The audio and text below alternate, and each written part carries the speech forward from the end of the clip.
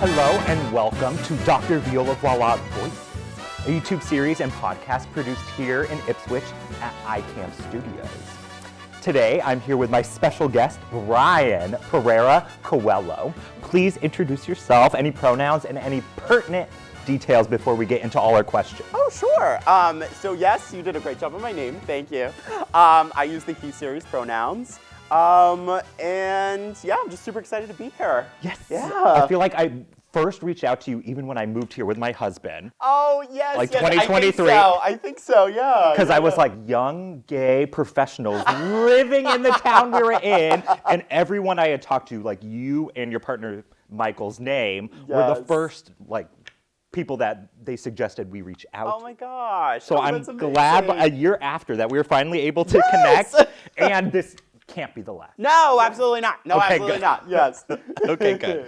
Then, to start off, I'd like to, we did some digging. We, meaning Diane, my fabulous producer here at ICAM. Yeah, you Diane. Did a lot of digging, which revealed a lot of information about your past in terms of teaching with special needs in a special ed program, teaching drama, dance here at the High Street Studios right across the way here, as well as all of your accolades in performing, musical theater. So just to start off, where do you see yourself as using those hats most right now in your life? Yeah. And perhaps what do you identify with most as like a working professional out of all of those things. Performing aspects? Yeah. So I would say right now, the one that I most identify with and the one that like is super pertinent in my life is like my drama director hat. So I teach 7th through 12th acting and stagecraft. And I also teach dance and like a bunch of other theater classes over at Masconomet Regional High School and Middle School. Okay. So that's like my daytime gig. And then on the side, I'm also a professional actor in Boston. I do a lot of contracts in Boston and the New England area. And that's kind of what I do on the side. So those are my two things right now. So how did you end up here? In Ipswich. In North Shore, yeah, because I know you were working here at Ipswich, and you said you still do. Yes. Would you talk a little bit about that? But yeah, how did you end up here in North Shore? It's so funny because I'm actually from the South Coast. Like I'm more from Rhode Island. Oh, okay. And a place South Coast, I was thinking like Florida. Oh yeah, no. I'm from the West Coast. When someone says South Coast, I'm like, where is that? Oh, you're like, where? I know. I really should say like I still lived in Massachusetts. But so I actually met my partner Michael. We're from towns 20 minutes from each other, down on the South Coast. But he moved up here, and then we started to get to know each other after he moved up here. Did you know each other? No. Growing up? Okay. No. So we like grew up so close to each other. We know all of the same people, but we never met, which was really weird. So we met doing a musical down on the South Coast, and then he got this job up here, and then we started to fall in love, and then I moved up here with him. Yeah. Are you engaged?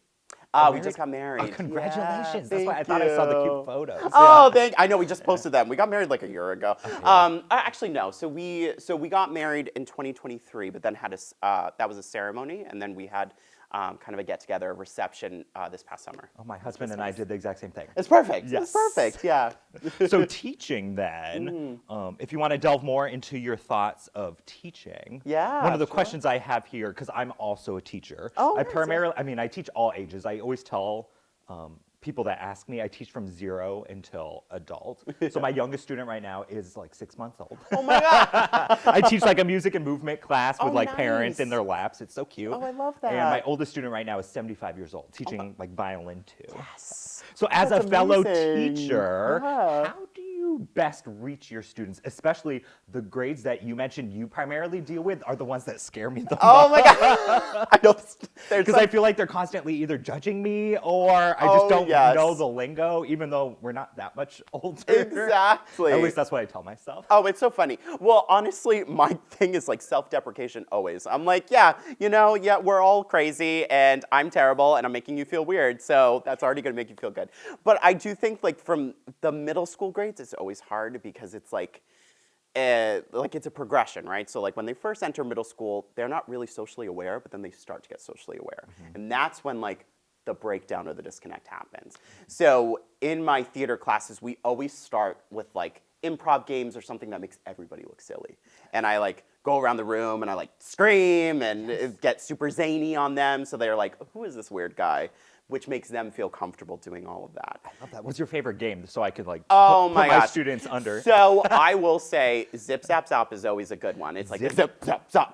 Because then they always hear the directions of the game and they're like, really, Mr. P? And then we start playing it and they're like super competitive and they want to get So it how do you done. play? Zip zap zop? Yeah, so literally you're in a circle with your whole students and you clap together and the series is zip, zap, zop and you have to go as fast as you can. So like if I went to you and I said zip, you'd have to come back to me, zap, zop, and then it would keeps just going. Zip zap zop. Yeah, all the and way. it's all random. So you choose whoever you If want. you in the mess up, are circle. you eliminated? How Yeah, does that you work? have to sit down. Oh, I feel like kids love that. Yes, Yeah. and they always want a winner. So that I always start with like games like that, and then we start getting into like character development, doing little shows and scenes that help. High school, in my experience, is just a little easier because they're elected. They're electing to be there. Yeah, they want to be there. Exactly. So are your productions mixed grades then for productions? or- No. So I primarily just do productions at the high school.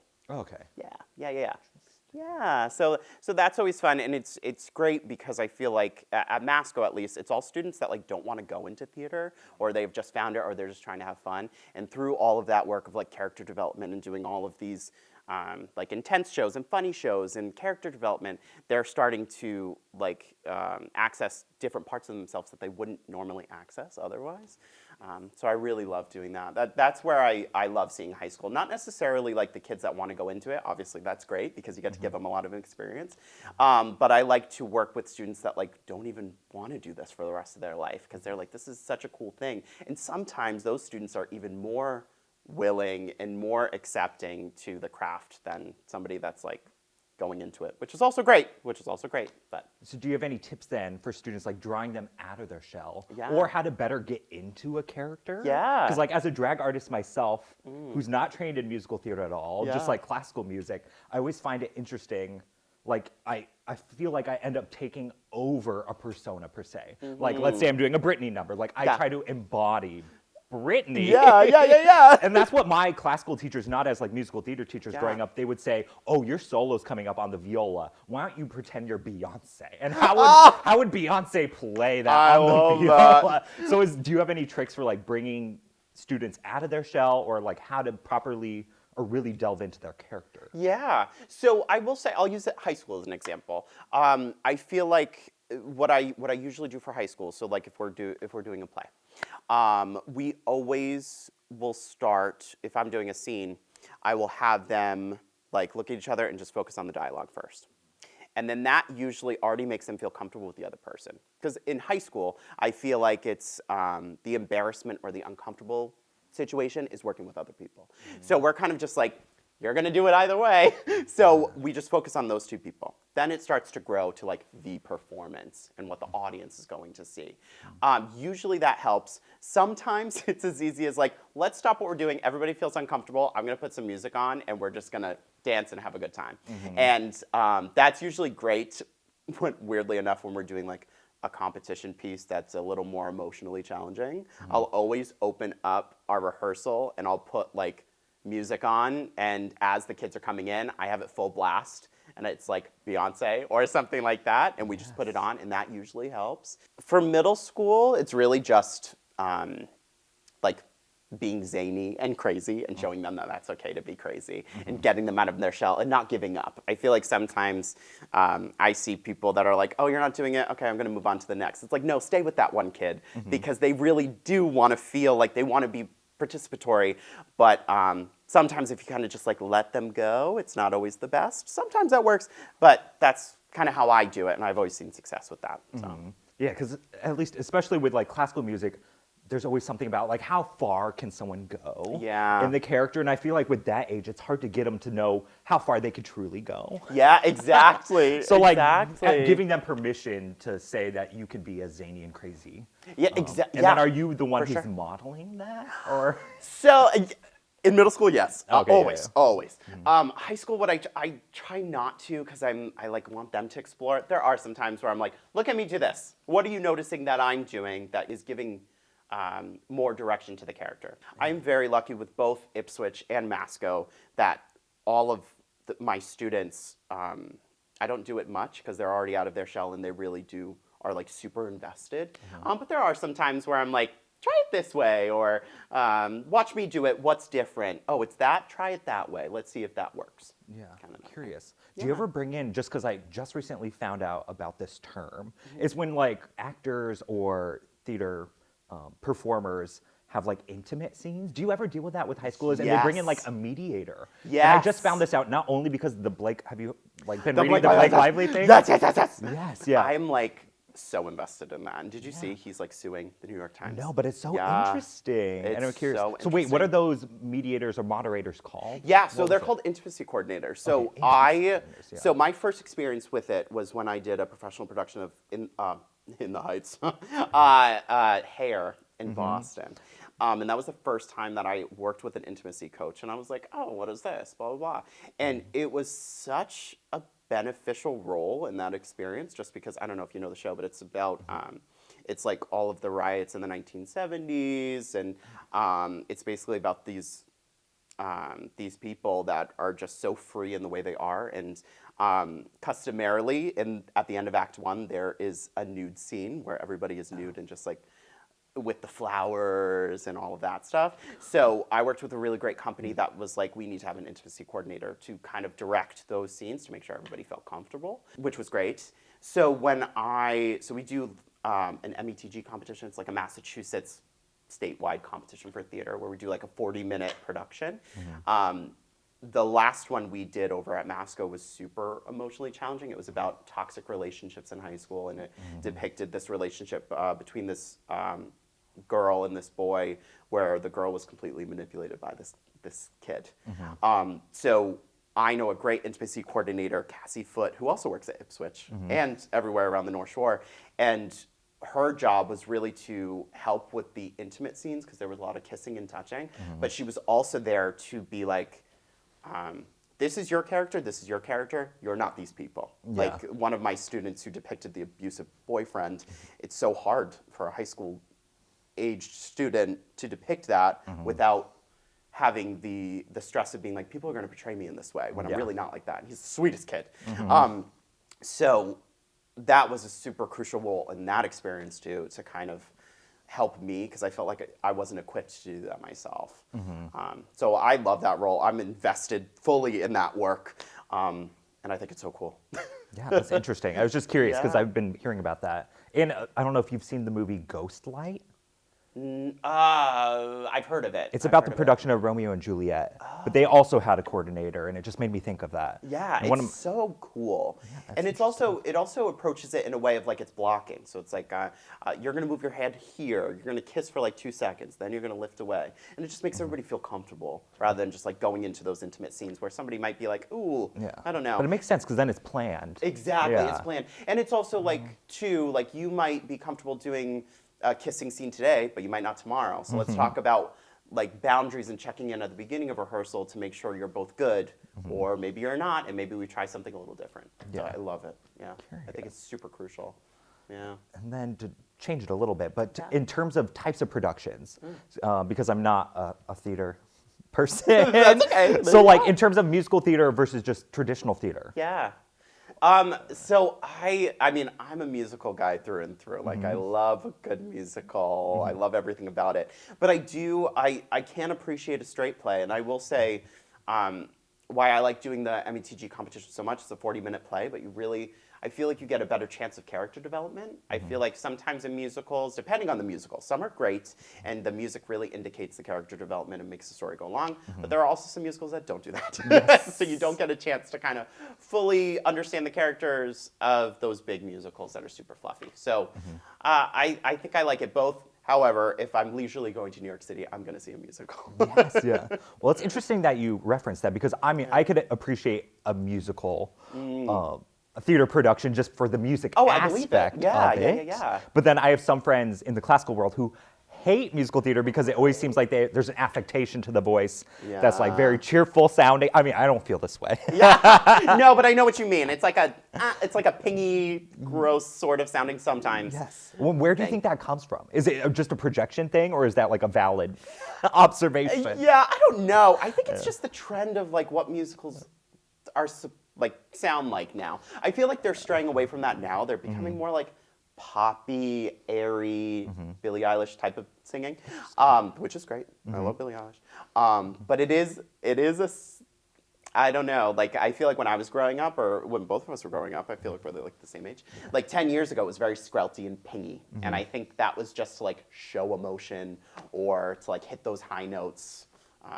But I know people don't like that sometimes. So do you have a favorite musical, or rather two-part, Yeah. for like an entry musical for someone who knows nothing? Sure. Just for our audience. Oh, yeah. Like one that has more character development and story. Definitely. So I will say, I always say my favorite musical is West Side Story. Okay, yeah. And I think you would appreciate it too, because orchestrally it's beautiful. I've only seen the movie. I haven't seen it, The newest one or the old both. one? Oh, Yes, yeah. It's amazing. And I always talk to my husband, because we're always like, it's the best musical because it's demanding in so many ways. Vocally, it's challenging.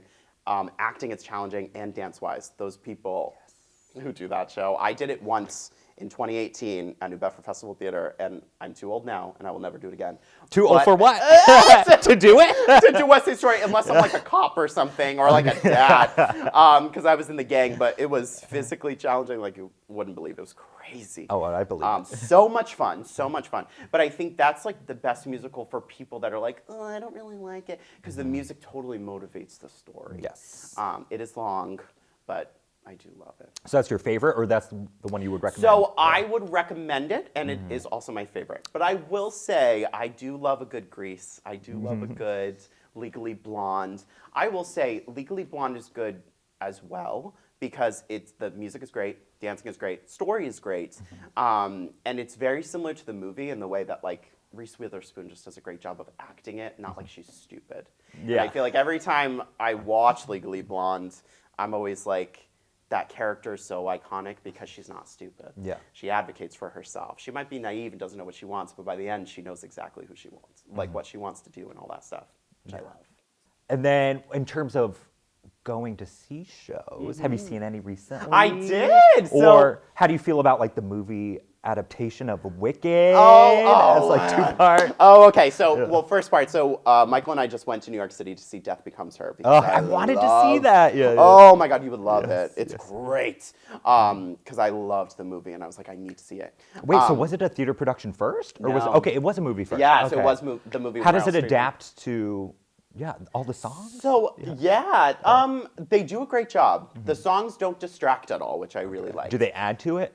They, like you would say. They do. I feel like the character that like changes them, like you know that like beautiful woman. Yes. She has a lot more screen time in the musical because it's Michelle Williams from Destiny's Child, which is amazing. I love that. I just studied her cool. with Eliza, my last guest. Really? The original actress, Isabella Rossellini. Oh, yeah, yes. and her character in the movie was so hauntingly beautiful, and I wish she had more of a story, or we learned it. So it's interesting that now I want to go see it to learn what her story is. The opening number, and I will say the ensemble, it's one of the best ensembles I've ever seen. So do you find out like how she ended up that way? Like I always wanted to know. Oh, you don't. That's the only thing that sucks. She could have her own movie. Yeah, I know. I'm like, oh, she's so great. She's my favorite character. But Megan Hilty, who's in Smash, do you ever watch Yes, Smash? yes, Yeah. yeah. So she stars in it with this other woman that I don't forget her name, but Megan Hilty was amazing.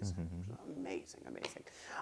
So that was great. Wicked, I think it's absolutely gorgeous. I think it's perfect. And so my husband and I, we have very different tastes.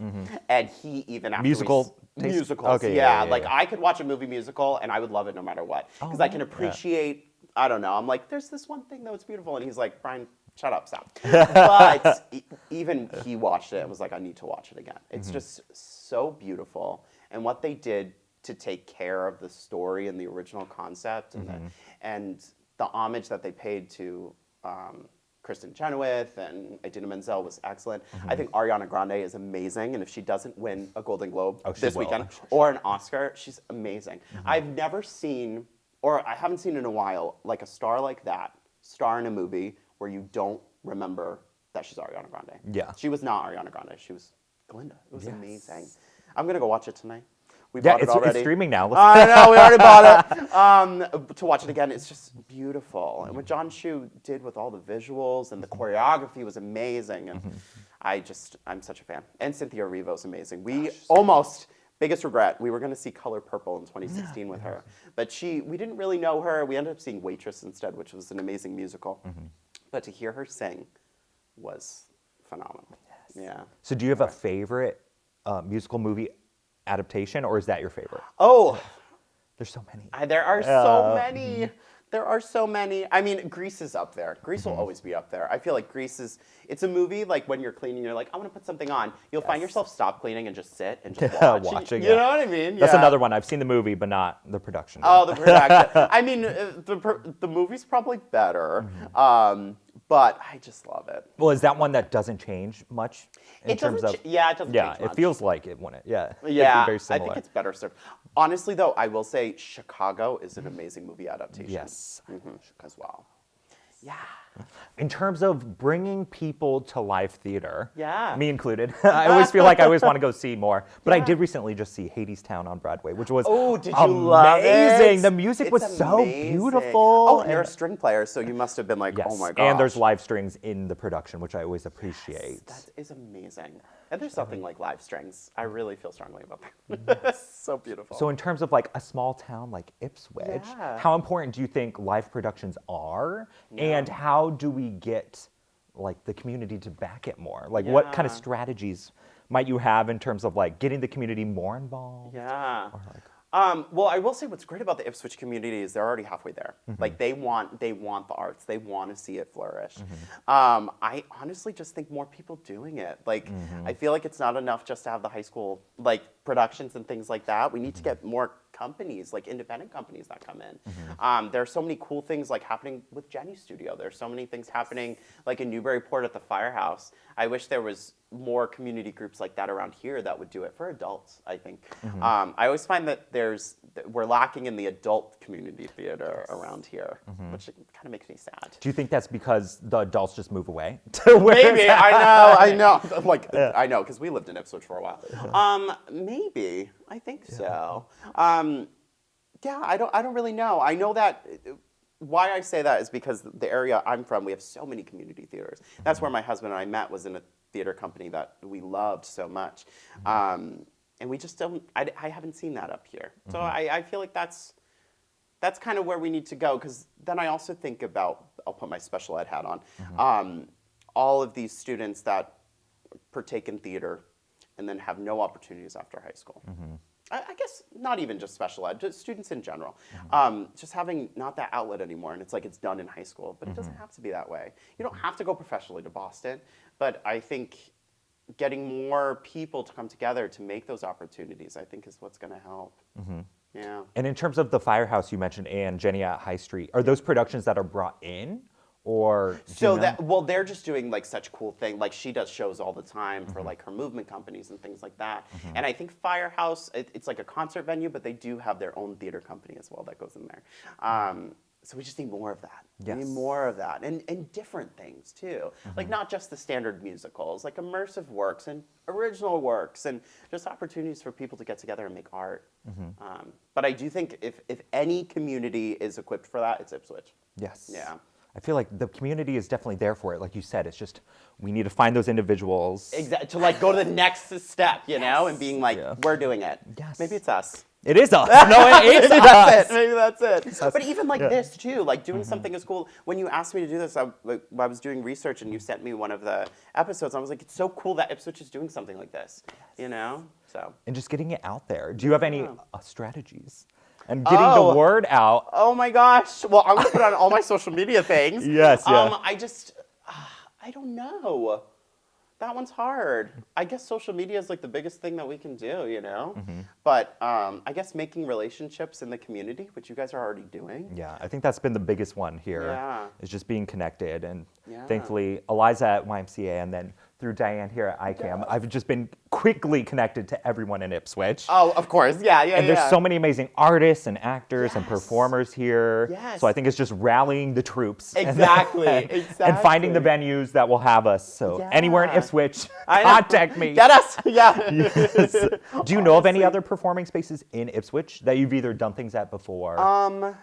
No, really. I mean, I think like the churches. They do Yes, I've sometimes. recently went down to Ascension Hall. Yes. And I hope to have an open stage soon. Yeah. Just like a free community event where like artists and performers could come together. Definitely. And then I'll have to get your contacts Oh, for, please. because I would love to put on like a a show or even create a show myself. Like Yes. even just Why start small, not? yeah. Why not? And build. I think Yeah. it's amazing. Well, and I also think too, like, I mean, not now in the winter, but in the summertime, like downtown Ipswich, like right behind Zoomies, like the boardwalk, that's a perfect place for everything to happen too. Oh, that's a Yeah. good idea. Yeah. Or just all the Pride events coming up. I I've been know. reached out to by North Shore Oh, and South good. Hamilton Pride, so I'll be performing in that. Oh, But I want to nice. get more people involved. Yes, Yeah. absolutely. So we haven't really talked about dance. So is dance yeah. more of an outlet that you've explored because of musical theater? I think so. Or- So when I was in college, I really wanted to double major, which I didn't. But dance was a huge part, and I feel like professionally, like choreography and acting wise, I feel like dance has given me the upper hand in all of those things. So it was For just auditions? like Or for for- auditions, Okay, like for me interesting. performing wise, I feel like my dance experience kind of was paramount, I guess. But then teaching wise and like making a profession out of it, dance was the first thing that came to me. So I started choreographing in 2012, like right out of or I was still in college, and then I kept doing it. And then when I started to get into the public school, that was the thing that started to arise. I feel like public schools, especially on the North Shore now, they're taking into account that not all students, like dance is super crucial to the curriculum. Because not everybody wants to do gym or yoga or things like that. And I feel like school systems are finally being like, oh yeah, we should add this element. So, I mean, Ipswich public schools are great because they added that right away. And where I am at Masco too, it was a big thing for them to be like, we need to have alternate forms of physical education. So that's kind of how I got my foot in the door. And then I feel like I appreciate dance so much. Like growing up with so many dancers and going to college with all dance majors and seeing the hardship and what beautiful like shows they would put on and how movement in your body is just so beautiful and can be amazing. And it can give you an emotional response that acting can't always. So that's how I feel about it. I love dance. Yeah, It makes sense though. So wait, so did you get into teaching because of just an opportunity, or Yes. I'm curious how it works. Like professionally, as like a classical musician, you kind of pick. Like people are looked down upon. Like you go into teaching because you didn't land the symphony Exactly, job. I'm sure yeah. you hear from Michael all the time too, your partner. Yeah. Oh yes, yeah. I know, and that's such a stigma too. That was like, if you can't do, teach. And I feel like I always wanted to teach, but it just so happened that I got my first opportunity choreographing a show, and then I choreographed another show, and then another show, and then I built myself as a choreographer first, and then I was like, you know what? I really want to get better at dance and teaching dance. So then I got an opportunity over here across the street, and I feel like it just bloomed into like what I do now. If anything, I get hired more as like a choreographer than I do director. Now, I primarily do directing and choreography. Like I'm the director choreographer for my productions, but choreography was always just that first opportunity that I had, and then I just kept going with it, and I ended up falling in love with it. I feel like even when I'm directing a musical, choreography is a huge part. Because it just drives. And even when I'm blocking a music or a regular show or a straight play, I'm always thinking about the movement. Just Blocking in terms of like planning it out. Or yeah, can you like say planning more? it out, or like even so how a show moves. So it's like if we have like scene 1 and scene 2, how do we transition those two together? And that's what blocking means. Yeah. For the term. Okay. Exactly. And just knowing like a lot of that is choreography. What are they doing? How are they moving? How can we make a stage picture that looks nice while they're moving a set? So I always have that at the forefront of my mind as well. And So I that brought think to mind that's a question I haven't really thought of. Oh, okay, yeah. But in terms of like dancing productions, is it standard to create your own choreography? Or is there like set choreography for certain shows? Oh, that's a great question. I feel like for junior shows, like for the little kids, sometimes they have suggested choreography. For me, I don't usually use it, but I do take inspiration. Like I'll watch Suggested videos. meaning like whoever created the show? Exactly. Oh, yeah. So like you get like a DVD, and it's like you could use this for this song, or you could use this. And I've like referenced it a couple of times, but it's also like you have to work with the kids that you have right in front of you, or the actors right in front of you. So it's like that's great, but what if they can't do that? Or what if they can handle something more? I will say it's hard to do that with iconic shows like A Chorus Line, where the choreography is so at the forefront, where you kind of have to be like, okay, you have to take inspiration from the original because that's what people want to see. But for the most part, I do everything original. I kind of listen to the music. What is my body telling me what to do, and what body movements are going to further the story or the meaning of the music. So I kind of like that. I don't usually like to like go off of a script or like preset choreography, just because, like I said, you never know what the kids you're working with, and I just feel stifled that way. Yeah, there's so much more opportunity sometimes. Yeah. Do a lot of your productions use live musicians? I'm always curious. Because I know you have to obviously rehearse with the recordings. Yeah. So I think so with my husband, being Michael Coelho, when we first started, he was like, it's so crucial to have live musicians because it's a dying breed, and there's nothing like the live pit. And he even said, he was like, I really don't like to be involved in shows that don't have live musicians. And it got me thinking. I was like, that's so true, because it's like it's so different, and I feel like as an actor, having live musicians and having them do it there in front of your face, it's like there's nothing like it. That was one of my questions. Oh, about like how does it feel different as a performer? Because I mean, as a classical artist, everything is live. Oh yeah. And I always find it curious. Like I distinctly remember, I think in my undergrad, we did a lot of Mozart operas, which isn't musical theater, but I like equate it to my version. There are a lot of musical theater operas too, yeah.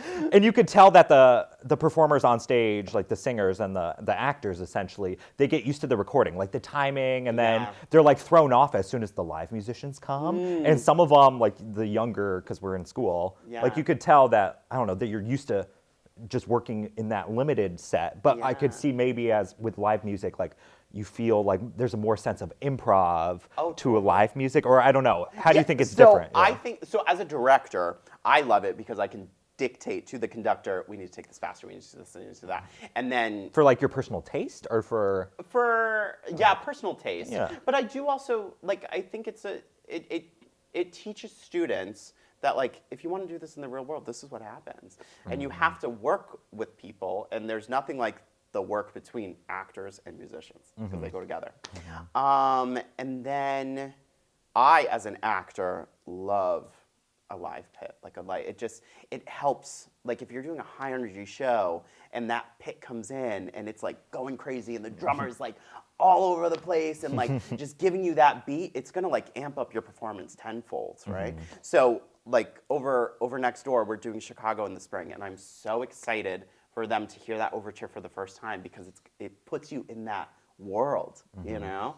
And I feel like live musicians help you do that. And it also helps the audience too. You know? That's second fold of the question. Like as an audience member then, what is the value, or what do you see as the value of live productions rather than simply watching things at home? Yes. And how do you get the audiences to get into the live theater? Yeah. I know it's hard. I will say what I always appreciated about like movie musicals, and I think that's why, going back to our conversation of like why I love them so much, it gives an opportunity to people that don't have access to live theater to see something and feel those feelings like you would live.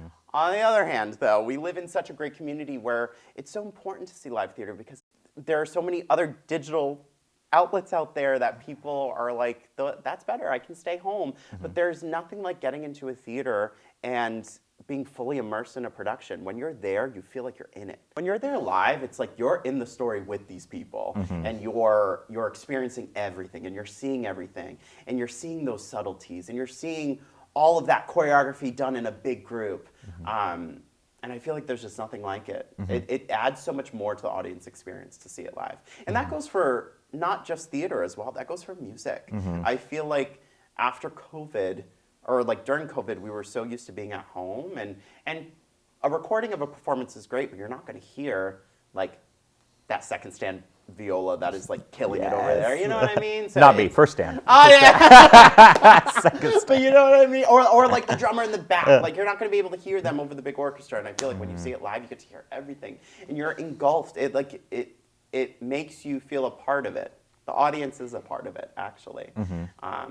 So So yeah. Yeah, and the interaction afterwards too. Oh, absolutely. I was blown away. Even like the past few Broadway shows I've seen, the actors or the singers come out afterwards and they like talk to the audience. Yes, It was isn't that like, amazing? Well, especially too if it's like famous people too. You're like, Yes. whoa, you're talking to me. I remember I saw Cabaret and Emma Stone was in it, and I waited out of the stage door during the winter with my two friends. They hated me, but for like 2 hours to meet her, and she went to every single person and met them and was so gracious and so kind. And we were like, we love the show, and she's like, thank you so much. And it's like, where are you gonna do like? Where are you ever going to do that? No, Where are you ever going to yes. see that? Yes, you'll meet some famous people. Go to live theater. Yeah. I know, exactly. Go to live theater. You'll see so many famous people. And honestly, doing drag too, I feel like maybe because of Wicked, I've seen so many drag Wicked numbers. Oh, it's so and I love it. And audiences funny. eat it up because it's like visual element, but then also production. And Oh my God, it's amazing. could you see any other numbers from other musicals being drag? Oh, I'm sure I have. Yeah. What ones would you want to see? Oh my I'm gosh. taking notes. Yeah. Let's see. Just like single It's out numbers you could there. take out of. Yeah, take out of. Mama, I'm a big girl now from Hairspray. Ooh, okay. Yeah, Okay, write that I'm writing it down. yeah. Yeah, no, well, it's so cool. Well, it's so cool about drag too, now that you're talking about it. What a great art form too, of like self-expression. And also like taking music that you wouldn't think of and putting a spin on it. You know what I mean? Like I feel like when I've gone to drag shows and you hear like Britney Spears and then there's like, it's mashed up with like a scene from a movie. Yes. It's like you wouldn't think that. And then you're like, oh my God, it's so cool. Yes. Yeah, it's masterful. Yeah, those are the kind of numbers I like. Yeah. And traditionally, are there musicals the roles are reversed? If so, which ones? Because Oh. I know Hairspray is one. Isn't Yeah, it? Hairspray is one. What's another one? Matilda, Miss Trunchbull. Yeah, Oh, it's usually okay, gender bent. But what's also so cool about theater right now is like it's totally gender neutral. Yeah. Like I feel like there's so many productions now that are like it doesn't matter if you play the part, that's how you're going to do it, and it adds a different color to like already existing pieces that you already have a preconceived notion about, which I think is so cool. So when you're auditioning for, you still have to audition for a set character though, don't you? Or do you have you ever had someone refer like, oh, you should come back and audition for this character next time? Yeah. Or- Not in my experience, but I will say for the kids, or I hate to say kids, students, I do that a lot. Like if somebody comes in and they're like, I really want to play, like if it's somebody that identifies as female and they want to come in for a male role, I'm like, let's do it. Let's give you a call back. And sometimes there have been cases where I've changed whole shows to accommodate that one person. Our first show that I did at Masco for Fest was called Woman in Wallace. It revolved around a boy who lost his mom at a really young age, and it affected his relationships with women throughout his life. And it goes like from kindergarten all the way to like college. And I had a few male students that auditioned, but I had this one female that she was like, I really want to audition for this part. And I was like, sure, whatever. And she was absolutely amazing, and she got the part. But what was amazing is we didn't gender bend anybody else. So all of her partners were female. I love that. And it was really, really cool. And it added a totally different color to what that character was feeling, adding that extra layer to it. But what was also great is we didn't really address it either. So it had the audience really think about that and not in dialogue form and being talked at, which I really liked too. Do you think this is a more recent occurrence of like the roles not being gendered? I or think so. Okay. I think so, which is amazing. Yeah, and I think it's more current now. Like rather than doing original works where like the genders are different, doing classics where the genders are different, and it puts a totally different color. Yeah. Do you find in musical theater productions in general, is there a move to like newer shows? Or like, at least in the classical world, like you're expected to program like a few of the greats and then you stick like the new thing in the middle? Yeah. Is it similar in theater or not? I will say, I mean, so not many people are doing original works. I will say, equivalent to that, a lot of movies are becoming musicals. Yeah. Like Death Becomes Why do you Her. think that's happening? I think it's to get people to the theater. Yeah, I just to think get them to after come. COVID, I think it was a huge loss for them. And I think producers are afraid, unless you have like a big name in this original work, it's really hard to sell it, which is a shame. But I feel like when you get to that commercial theater, it's like, stick with the, like producers are like, stick with the movies because that's going to get people there. Like Death Becomes Her. If you saw the movie, you're going to want to see the musical. And I hope it works both ways. Like it'll get people more into the shows. So that's what I'm Yeah. hoping with Wicked too. Like people are like, let's go see the live because Wicked. Have you ever seen Wicked live? Yeah, I've seen it both. Oh, That's one of the only ones I've seen both. Yeah, and it's beautiful Yes, and yeah. amazing. And I'm hoping that, like you said, it goes both ways. Like people want to go see the live theater now to see the difference. And then maybe to wrap things yeah, up, yeah, do you have any fun, exciting shows happening now or in the near now? future that we could support you? Sure, Yeah. sure. So I'm really like working with my school company right now. We're about to start production on our competition piece for the METG. It is How do we called- come see it? Yeah. Oh, Where okay. can we So- find it? Yes. So it's Masconomet Regional High School. It's on March 8th. We have an Instagram. Nice. What's the Instagram? Please. Oh my God, they're gonna kill me. Well, we could add it in Masconomet Theater. post. Add it later. Masconomet Theater. And we're doing a show called Circus Fire. Across the way, we're doing a production of Chicago in the spring, May 2nd. We have an Instagram for that. And I'm just in the middle of auditioning right now professionally to see for summer work and for fall of 2025 work. So we'll For see. yourself personally For or for myself. teaching? Okay, Yeah, yeah. I was curious because myself. like I always see like summer theater is such a big thing. It is. Yeah. Well, and you have so many good ones like North Shore Music Theater's right down the road, you know? So you plan on auditioning there? I am. I know. We'll see. Well, I wish you all the Oh, best, thank and it's been such a you. pleasure talking with It's been you. a pleasure to talk to you as well. Yes, and I hope to see you around soon around town Ipswich, where more theater and musical happenings will be occurring. Yes. Thank you for joining Dr. Viola Voila Voices. Tune in next time, where I will be meeting with a local comedian and performer. We can add that post.